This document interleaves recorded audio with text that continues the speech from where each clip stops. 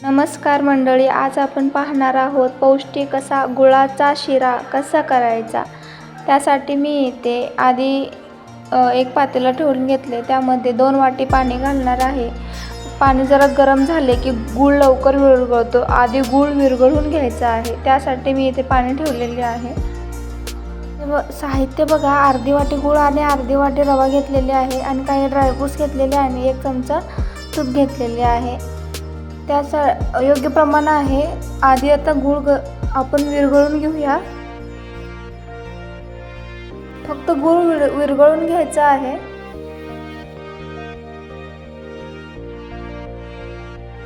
दुसऱ्या गॅसवर मी ते बारीक ठेवलेले आहे, कारण इकडे रवा भाजून घेणार आहे। लवकर झटपट होईल त्यासाठी मी ठेवून घेतलेले आहे। आता एक चमचा तूप घालून त्यामध्ये ड्रायफ्रूट्स भाजून घेऊयात।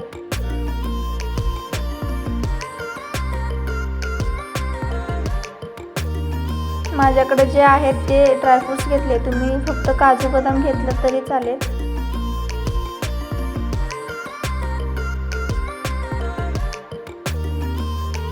छान असा ड्रायफ्रूट्स भाजून झाला की त्यामध्ये आपण रवा घालणार आहोत। रवा घालूया।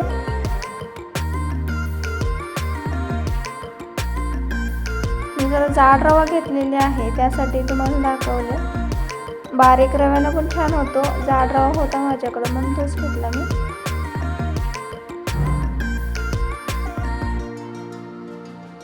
खूप मस्त आणि एकदम पौष्टिक असा शिरा होतो, अगदी मऊ लुसलुशीत। इकडे मी पाणी गरम करायला ठेवले होते, गुळाचे पाणी फक्त गरम करून घ्यायचे, ते पूर्ण उकळून घ्यायचे नाही। थोडे थोडे करून ते पाणी घालत आहे।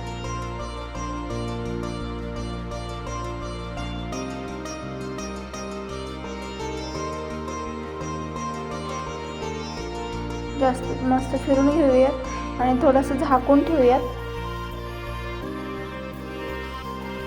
थोडासा घट्ट झाला की झाकून ठेवायचं, फिरतच राहायचं, नाहीतर ते गोठळे तयार होते त्यामध्ये। गॅस बंद करूयात आणि वरती झाकून ठेवूयात। बघू शकता तुम्ही किती सुंदर, एकदम मऊ असा खूप छान झालेला आहे शिरा।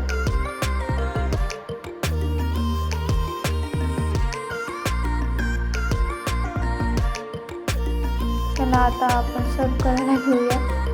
वाटी गरम होती म्हणून रुमाल धरले होते मी। बघू शकता खूप अप्रतिम झालेला आहे शिरा।